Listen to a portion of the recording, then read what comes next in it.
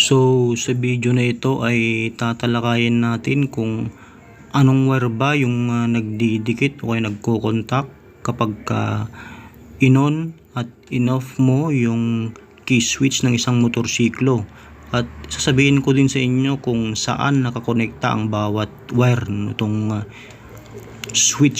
key switch ng isang motorsiklo.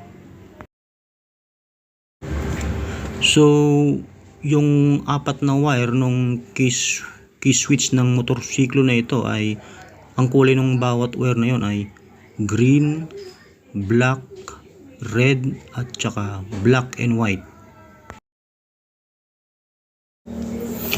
At kapag po naka-on position yung key switch natin, ang nagko-contact po o kaya nagdidikit ay yung red at saka black.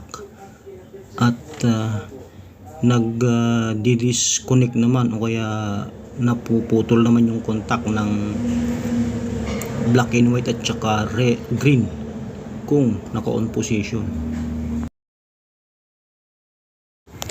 At kapag naka-off position naman yung key switch, ang nagko-contact na wire ay yung black and white at saka green.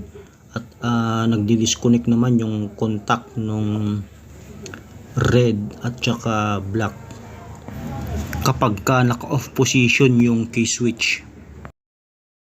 At ito pa po yung karagdagang impormasyon para mas maliwanag yung pagkaka-explain ko nitong tinuturo ko sa inyo. Yung red na wire po ay konektado po ito sa battery positive nung baterya nung motor nyo. At yung black wire ay konektado ito sa mga lights, bali pinaka primary switch nito nung mga lights. Tsaka yung green ay konektado sa battery negative ng yung motor, sa baterya negative terminal.